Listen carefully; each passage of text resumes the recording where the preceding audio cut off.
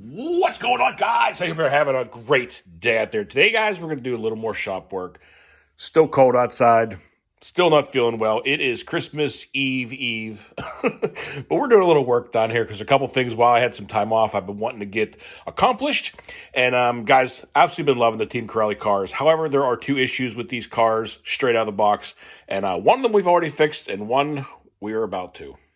First big issue I had with the cars straight out of the box was the battery box. Battery box didn't hold up very well. However, M2C Racing came up with a great fix with a plate, an adapter plate that mounted up to the holes for the stock Corelli battery box and retrofitted an Arma battery box to them. Worked out beautiful. It's been holding up awesome. No problems at all.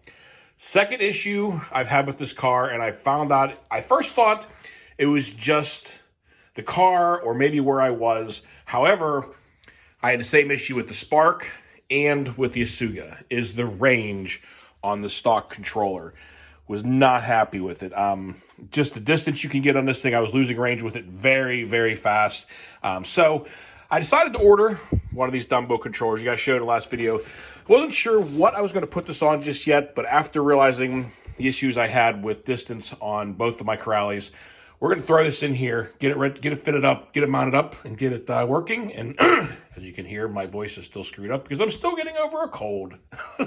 Lovely time of the year. But guys, that's all we're going to do today. We're going to get the new transmitter and receiver hooked up in my Asuga and get this thing hooked up and hopefully get some better range, because when I was trying to do some ramp launches with this thing, I was trying to get backed up and get some good distance, good run into it, and I was constantly losing connection with the car and having to walk up and get closer to it. So these Dumbo controllers, real cheap. They're like 42, 45 bucks, and they have great distance on them, and they work out pretty well. So I figure we're going to throw one of these on here and give it a try in the Asuga.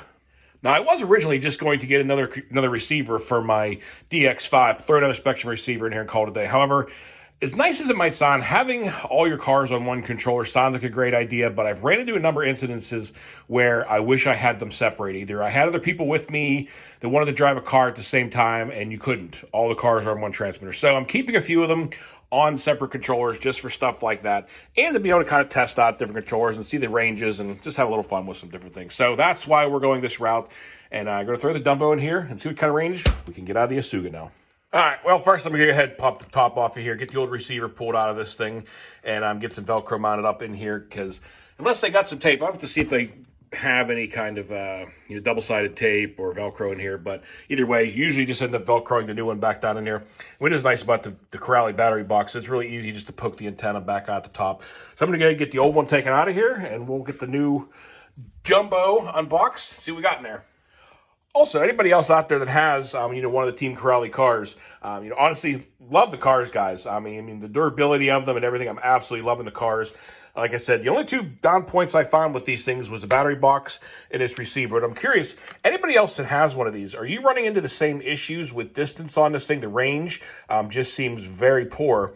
And as you've seen, the antenna was coming up to the battery box, because I mentioned it one time in a video a while back, and they're like, well, is your antenna coiled up inside? No, the antenna was coming up and poking through the top like it should be. But I don't know. I'm not sure if it's transmitter thing, receiver thing, but we're going to go ahead and hopefully fix this issue. All right, let's go ahead and get the old one disconnected out of here. And, I looked over this thing to see if the antenna or anything looked weird or pinched or cut, and I couldn't find it on this one or the receiver in the Spark. So not sure what the distance thing is. And I tried brand new batteries in the transmitter and everything and could not find any reasons on why the distance was bad. All right, so in the box, we got a lanyard, got our instruction manual, and here's our receiver. And they also give you these little pieces. I think this snaps onto the steering, so you can kind of do one thumb, one-handed driving with this thing. I honestly never noticed this with the packaging before, but anyway, got the controller. Controller's always got a nice feel to them. Good size, especially if you got bigger hands too. But let's go ahead, get the receiver mounted up in here, get the Asuga back up and running again. And it slides into little notches on the back side here. Now you can, do one-handed driving. Nice little option they throw in with the controller. All that's left is getting the receiver hooked back up again. And channel 1 is obviously your servo. Channel 2 comes from your ESC. All right, we got a 6S battery ready. We got a receiver hooked up. All we need now is 4 AA batteries in the transmitter. We got these. Let's get it rocking. Another little important note, before you fire up the car and give everything power, check all your knobs and make sure that everything is centered so that you don't have your throttle all turned one way somewhere. The minute you fire up your car, the thing darts off on you. So check all your controls, make sure everything's centered.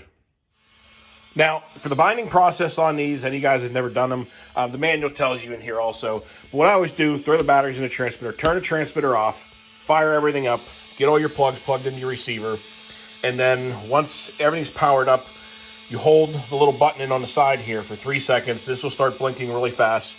You turn on the transmitter, it automatically links up. You're good to go, and go ahead. Now, one thing I've already noticed with these is the receiver is always backwards. Almost every single time on these Dumbos, usually you got to reverse the steering because it's backwards. Unless the switch is already reversed. But I think it said, no, it's in normal. So we're going to have to go reversed on here. And now it's normal. But just check all that stuff out. But everything's linked up. And I'm going to go ahead and button everything back up again. And center everything. Get the steering going straight. And we're good to go. All right, everything is tightened back up again. Receiver's fixed in here. She's Velcroed down.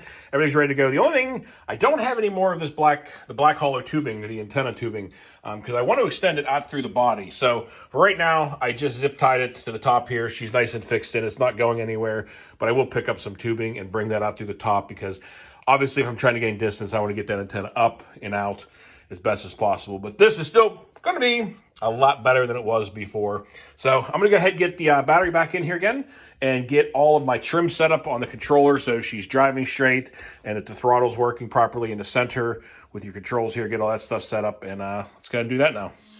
Now, as you can see right now, obviously my centering is off. Now, if it gets really bad, you might want to recenter everything and recenter your servo horn. Now, I was looking at my control, and I do have the knob a little bit adjusted off, so all you do is on your steering adjustment here, just fine tune it in, get it eyeballed pretty close, and then drive it, and then fine tune it while you're driving in a nice straight line, obviously, and get it fine tuned in that way. Also, the throttle, we'll see here, just starting to touch it. The throttle actually doesn't feel too bad. Yeah, the throttle actually feels pretty good. It's feeling nice and centered. As soon as you touch it, you're getting response, and you stop, and you just tap the reverse. It's getting, seemed like actually the throttle's pretty spot on this one, so we don't have to really do much adjustment with that one. So we'll put it on the ground now and see if she drives straight. Usually do is just put them on the ground here and let off the steering, and you can see it is still pulling to the left a little bit. So I'm going to go ahead and turn her around, and we will fine tune this a little bit more. All right, gave her one more little tweak, and now she seems to be driving perfectly straight. And that's obviously what you're looking for. Like I said, the throttle, everything else is working normal and working good. And I tell you what, just using this controller versus the stock one, the reaction time on this controller is so much better with the throttle and the steering. It's much more reactive. But to be honest with you, it's pretty much, it goes that way with all stock controllers. It doesn't matter the brand, Arma, Corelli, Traxxas. The stock controllers usually are not going to be, your top of the line. They're your RTR controller. It's just kind of common. So on any of my cars, I don't have the stock controller, I don't think on any one of my cars now. Everything's either on my DX5 or my Radio Link controller, which I'm taking a lot of my cars off the Radio Link controller currently. I'm only going to keep it on probably 1 or 2 cars. For a miscellaneous different reasons. But the stock controllers, guys, if you're looking for a little bit, little faster reaction time, a little better distance, again, this is not sponsored. I paid for this controller. It's just from experience. It's a good, cheap, inexpensive radio. They do make some different versions now. They make a little better version that's, I think, around like $80. That also has a little more controls, the digital screen and stuff. But if you're looking for something basic, you can't go wrong with one of these. But anyway, guys, that's going to do it for the video today. I just figured I'd kind of throw these videos out there. Kind of nice whenever I first started out in this, trying to come across some of the simple videos. How do you change out the receiver? How do you bind something? Just changing out the controller. I know a lot of this information is pretty basic, normal information to a lot of you, and I understand that. But, these are just little things I'm trying to get done right now in the shop, getting stuff changed out, getting some stuff fixed. And I finally had some time, so I figured I'd bring you guys along. But appreciate any of you guys out there watching. And again, I will drop the link to any of you guys interested to this transmitter down in the description if you want to pick one up. Again, I'll just link probably in the Amazon one, and you can go ahead and grab it if you're interested.